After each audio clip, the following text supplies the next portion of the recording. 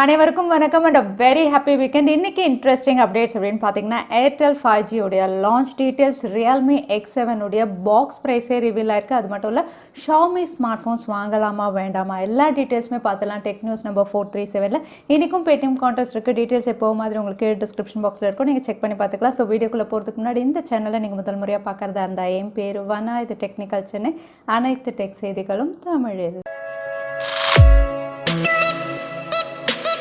Airtel இந்தியாவில் already 5G ரெடியாக இருக்காங்க. அவங்களுடைய கமர்ஷியல் டெஸ்டிங்கும் வந்து இந்தியாவில் பண்ணிட்டாங்க. ஸோ 5G இந்தியாவில் எப்போ ஏர்டெல் கொண்டு வருவாங்க, அதுதான் எல்லாரோடைய கேள்வி. ஸோ ஏர்டெல்லுடைய 5G லான்ச் அப்படின்னு பார்த்தீங்கன்னா கம்ப்ளீட்டாக கவர்மெண்ட்டை டிபெண்ட் பண்ணி தான் இருக்குது. அது மட்டும் இல்லை, ரீசெண்டாக வந்து கவர்மெண்ட் வந்து ஏர்டெலுக்கு ஃபேவராக சில விஷயங்களும் பண்ணியிருக்காங்க. பொதுவாக ஒரு புது டெக்னாலஜி வழியாக 5G இந்தியாவில் கொண்டு வரணும் அப்படின்னா வந்து அதாவது டிபார்ட்மெண்ட் ஆஃப் டெலிகம்யூனிகேஷனுக்கு வந்து 1 இயர் முன்னாடியே நோட்டீஸ் கொடுத்து அவங்க அப்ரூவல் பண்ணணும். ஸோ இந்த 1 இயர் நோட்டீஸ் டைமை வந்து இப்போ குறைச்சிருக்கதா தெரியுது. அதாவது இனிமேல் 5 to 6 மந்த்ஸ்லேயே வந்து அப்ரூவல் அவங்க கொடுக்கறதா சொல்லியிருக்காங்க. ஸோ ஏர்டெல்லுடைய 5G டெக்னாலஜி ஸ்பெக்ட்ரம் அப்படின்னு பார்த்தீங்கன்னா அவங்க 5 to 6 மந்த்ஸ்க்குள்ளே அவங்களுடைய நோட்டீஸ், அதாவது புது ஸ்பெக்ட்ரம் நோட்டீஸ் வந்து அப்ரூவல் பண்ணலாம் அப்படின்னு தெரியுது. அது மட்டும் இல்லை, மார்ச் 2021 தான் அவங்களுக்கு ஸ்பெக்ட்ரம் ஆக்ஷன் நடக்க போகுது. ஸோ யார் யார் என்னென்ன ஃப்ரீக்வன்சி பேண்ட் எடுக்கிறாங்கன்னு அப்போ தான் நமக்கு தெரியும். ஸோ இந்த ஸ்பெக்ட்ரம் ஆக்ஷன் முடிஞ்சு ஒரு 5 to 6 மந்த்ஸில் இந்தியாவில் 5G, அதாவது ஏர்டெல் மூலமா 5G நெட்வொர்க் வரலாம் அப்படின்னு தெரியுது. அது மட்டும் இல்லை, இந்தியன் கவர்மெண்ட், அதாவது ஐடி மினிஸ்ட்ரி அப்படின்னு பார்த்தீங்கன்னா இந்தியாவில் 5G எக்யூப்மெண்ட் மேனுஃபேக்சரிங் அப்படின்னு பார்த்தீங்கன்னா வந்து மேக் இன் இந்தியா இதுக்கு கீழே தான் இருக்கணும் அப்படிங்கிற மாதிரி ஒரு ஸ்டேட்மெண்ட் கொடுத்துருக்காங்க. ரீசெண்டாக நம்ம பார்த்துருந்தோம், ஏர்டெல் வந்து எரிக்சனோட கொலாப் பண்ணி தான் அவங்களுடைய 5G வந்து டெவலப் பண்ண போகிறாங்க.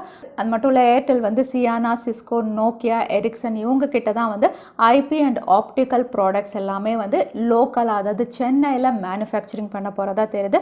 இது மூலமா ஏர்டெல்லுடைய 5Gயும் வந்து மேக் இன் இந்தியா இந்த கான்செப்ட் கீழே தான் வந்து இவங்க கொண்டு வர போகிறதா தெரியுது. ஏன்னா வந்து மேக் இன் இந்தியா இதுக்கு கீழே தான் 5G இந்தியாவில் வரணும் அப்படிங்கிறது ஒரு ஸ்ட்ரிக்ட் ரூலாக கொண்டு வந்திருக்காங்க. ஆல்ரெடி ஜியோவும் இதில் தான் ஒர்க் பண்ணிட்டு இருக்காங்க. இப்போ ஏர்டெல்லும் வந்து இந்தியாவில், அதாவது மேக் இன் இந்தியா இந்த பாலிசி கீழே தான் அவங்களுடைய 5G எக்யூப்மெண்ட் எல்லாம் ரெடி பண்ண போகிறதா தெரியுது. ஸோ ரொம்பவே குவிக்காக 2021 மிட்லேயே வந்து நம்ம இந்தியாவில் 5G எக்ஸ்பீரியன்ஸ் பண்ணலாம் அப்படின்னு தெரியுது. மறுபடியும் இந்தியன் டெலிகாம் ஆப்ரேட்டர்ஸ் உடைய சப்ஸ்கிரைபர் பேஸ் ரிப்போர்ட் வெளியிட்டிருக்காங்க. ஸோ இந்த ரிப்போர்ட் அப்படின்னு பார்த்தீங்கன்னா போன மாதம் மாதிரி இந்த மாதமும் வந்து ஏர்டெல் தான் டாப் ஆஃப் த லிஸ்ட்டில் இருக்காங்க. பொதுவாக வந்து ஜியோ தான் வந்து 2019 ஃபுல்லாக இருந்தாங்க. இப்போ 2020 நவம்பர்லேருந்து ஆரம்பித்து வந்து ஏர்டெல் தான் வந்து டாப் ஆஃப் த லிஸ்ட்டில் இருக்காங்க. ஏர்டெல்லுடைய சப்ஸ்கிரைபர் பேஸ் இன்க்ரீஸ் அப்படின்னு பார்த்தீங்கன்னா 4.3 மில்லியன் சப்ஸ்கிரைபர் வந்து இன்க்ரீஸ் ஆயிருக்காங்க. அதே செகண்ட் பிளேஸில் ஜியோக்கு வந்து 1.9 மில்லியன் சப்ஸ்கிரைபர்ஸ் அதிகமாக இருக்காங்க. வி அப்படின்னு பார்த்தீங்கன்னா வந்து 3 மில்லியன் சப்ஸ்கிரைபர்ஸ் வந்து குறைஞ்சிருக்கதா வந்து அந்த ரிப்போர்ட்டில் வெளியிட்டிருக்காங்க. அது மட்டும் இல்லை, ஏர்டெல் தான் வந்து இந்தியாவில் ஃபர்ஸ்ட் டெலிகாம் ஆப்ரேட்டர் 5G வந்து கமர்ஷியலாக ட்ரை பண்ணது. அதனால் அவங்களுடைய சப்ஸ்கிரைபர் பேஸ் வந்து இன்னும், அதாவது வர்ற மாதத்துலையும் அதிகமாகிறதுக்கு வாய்ப்பு இருக்குன்னு சொல்லியிருக்காங்க.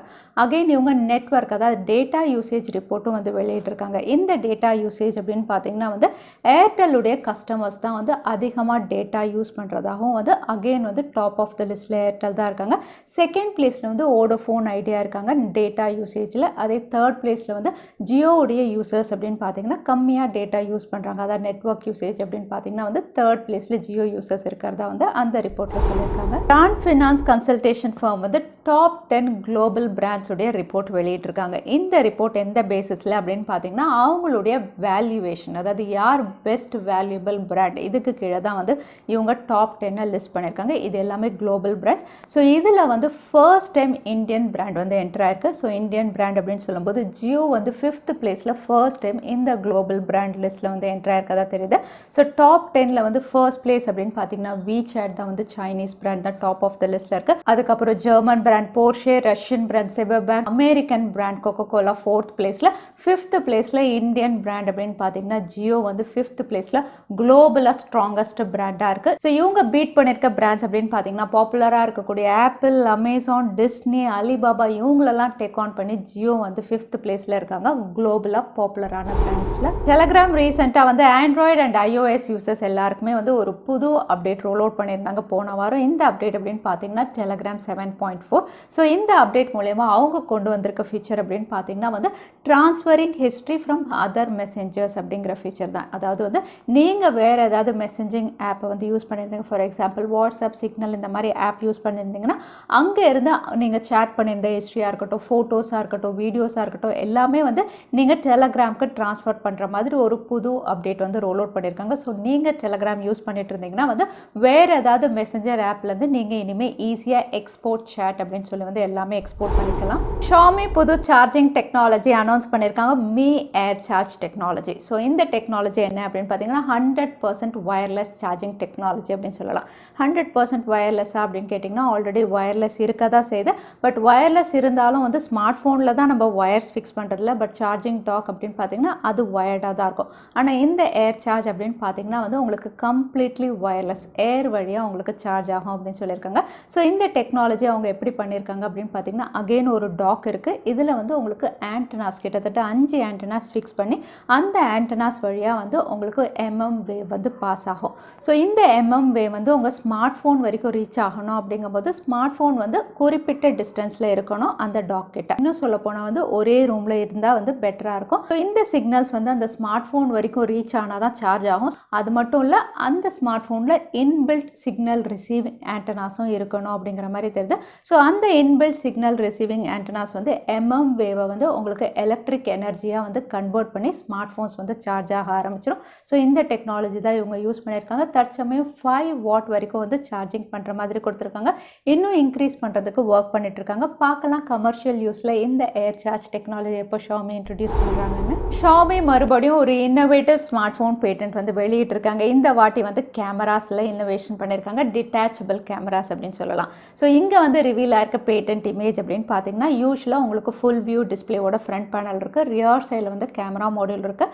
அந்த கேமராவை வந்து நீங்கள் எப்போ வேணுமோ வந்து டிட்டாச் பண்ணி மேலே ஃபிக்ஸ் பண்ணி செல்ஃபி வேணாலும் எடுத்துக்கலாம், ரியர் சைடில் வேணாலும் யூஸ் பண்ணிக்கலாம், எங்கே வேணாலும் சைட்லேயும் ஃபிக்ஸ் பண்ணிக்கலாம். அந்த மாதிரி வந்து ஒரு டிட்டாச்சபிள் கேமரா வந்து இவங்க கொண்டு வர போகிறதா தெரியுது. இந்த ஸ்மார்ட் ஃபோன் பேட்டன்ட் பார்க்கும்போது இது ரொம்பவே இன்னோவேட்டிவாக இருக்குது. பட் கமர்ஷியலாக இது எவ்வளோ தூரம் பாசிபிள் அப்படின்னு தெரியல. ஒரு ஸ்மார்ட் ஃபோன் பேட்டன்ட்டாக இவங்க ரிவீல் பண்ணியிருக்காங்க. ஷாமியோடைய மீ 11 குளோபல் லான்ச் அப்படின்னு பார்த்தீங்கன்னா February 8 அப்படின்னு அனௌன்ஸ் பண்ணியிருக்காங்க. இது கூட அவங்களுடைய லேட்டஸ்ட் யூஐயும் வந்து இவங்க அனௌன்ஸ் பண்ண போகிறாங்க. அது மட்டும் இல்லை, இந்தியா அப்படின்னு பார்த்தீங்கன்னா ஷாமி அவங்களுடைய மீ சீரீஸில் மீ 11, மீ 10 2 ஸ்மார்ட் ஃபோன் இவங்க லான்ச் பண்ண போகிறதா கன்ஃபார்ம் பண்ணியிருக்காங்க. ஷாமியோடைய சிஇஓவே வந்து ட்விட்டர் ஹேண்டலில் இதை கன்ஃபார்ம் பண்ணியிருக்காங்க அப்படின்னு சொல்லலாம்.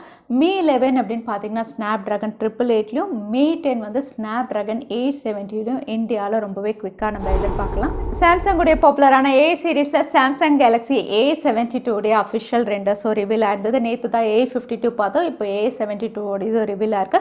2 ஸ்மார்ட் ஃபோனுடைய ரெண்டர்ஸ் அப்படின்னு பார்த்தீங்கன்னா ஆல்மோஸ்ட் சிமிலராக தான் இருக்குது. உங்களுக்கு சென்டர் பஞ்ச் ஹோலோட தான் A72 கொடுக்குறாங்க. ரியர் சைடில் quad camera, sensors cut out அப்படின்னு பார்த்தீங்கன்னா கொஞ்சம் பெருசாக இருக்குது அப்படின்னு சொல்லலாம். கூடவே எல்இடி லைட், சாம்சங்குடைய லோகோ வந்து ரியர் சைடில் இருக்குது. ஸோ இந்த அவுட்லுக்கோட தின் பெசில்ஸோட சாம்சங் கேலக்ஸி A72 அப்படின்னு பார்த்தீங்கன்னா டிஸ்பிளே சைஸ் மட்டும் 6.7 inches, A52 விட உங்களுக்கு ஒரு பெரிய டிஸ்பிளே சைஸோட OLED பேனல். அது மட்டும் இல்லை, இந்த ஸ்மார்ட் ஃபோன் எக்ஸினோஸ் சிப்செட்டில் ஒரு 5G ஸ்மார்ட் ஃபோனாக லான்ச் ஆகலாம் அப்படின்னு தெரியுது. ஸோ சாம்சங் கேலக்ஸி A72 உடைய அஃபிஷியல் ரெண்டர்ஸும் இப்போ ரிவீல் ஆயிடுச்சு. ஐட்டலுடைய A47 ஸ்மார்ட் ஃபோன் இந்தியாவில் Feb 1 அன்னைக்கு லான்ச் ஆக போகிறதா டீசர் வெளியிட்டிருக்காங்க. இந்த ஸ்மார்ட் ஃபோன் ஒரு பட்ஜெட் கேட்டகரி ஸ்மார்ட் ஃபோனாக இவங்க லான்ச் பண்ணலாம். அவுட்லுக்கும் அந்த மாதிரி தான் இருக்குது. மற்ற ஸ்பெசிஃபிகேஷன் அப்படின்னு பார்த்தீங்கன்னா 5.5 inches IPS LCD panel, rear side fingerprint சென்சாரோட 8 மெகா பிக்சல் ரியர் கேமரா, ஃப்ரண்ட்டில் 5 மெகா பிக்சலோட இந்த ஸ்மார்ட் ஃபோன் 2GB ரேமோட இவங்க லான்ச் பண்ணலாம் அப்படின்னு தெரியுது. இது out of the box Android டெல். ஸோ ஐட்டலுடைய A47 இந்தியாவில் Feb 1 அன்னைக்கு லான்ச் ஆக போகுது. ரியல்மியோடைய X7 சீரிஸ் இந்தியாவில் Feb 4 அன்னைக்கு லான்ச் ஆக போகுது. லான்ச் ஆகிறதுக்கு முன்னாடி X7 உடைய பாக்ஸ் ப்ரைஸ் வந்து ரிவீல் ஆயிருக்கு. ஸோ X7 அப்படின்னு பார்த்தீங்கன்னா இது ஒரு லைட்டர் வேரியன்ட். அந்த சீரீஸில் MediaTek Dimensity 800Uல இவங்க லான்ச் பண்ண போகிறாங்க. இந்த ஸ்மார்ட் ஃபோனுடைய பாக்ஸ் ப்ரைஸ் அப்படின்னு பார்த்தீங்கன்னா வந்து 8GB 128GB ஸ்டோரேஜ் வேரியன்ட் 23,000 அப்படின்னு மென்ஷன் பண்ணியிருக்கிறதுனால 8GB வேரியன்ட் வந்து 21,000 கிட்ட நம்ம எதிர்பார்க்கலாம். இன்னும் சொல்ல போனால் இந்த ஸ்மார்ட் ஃபோனுடைய பேஸ் வேரியன்ட், அதாவது Realme X7 6GB 128GB storage variant வந்து அப்ராக்சிமேட்டாக 18,999 இல்லைனா 19,999க்கு லான்ச் ஆகலாம் அப்படின்னு தெரியுது இந்த பாக்ஸ் ப்ரைஸிங் பார்க்கும்போது.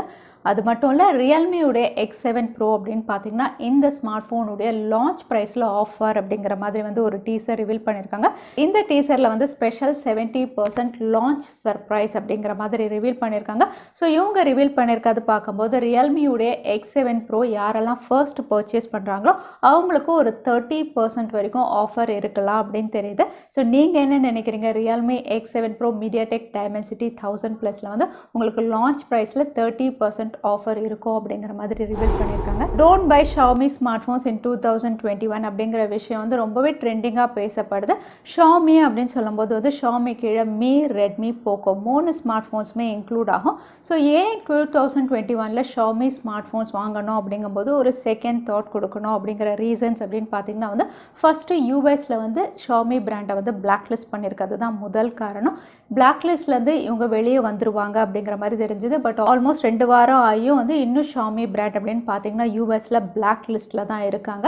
இரண்டாவது காரணம் அப்படின்னு பார்த்தீங்கன்னா ரீசெண்டாக வந்து Mi A3 உடைய அப்டேட் அப்படின்னு பார்த்தீங்கன்னா ஒரு பெரிய டிசாஸ்டர் அப்படின்னு சொல்லலாம். Xiaomi வந்து இந்தியாவிலே நம்பர் 1 ஸ்மார்ட் ஃபோன் பிராண்ட். அவங்க இவ்வளோ பெரிய டிசாஸ்டர் அப்டேட்ஸ் கொடுக்கறது அப்படிங்கிறது வந்து ரொம்பவே கன்ஃபியூசிங்காக இருக்குது.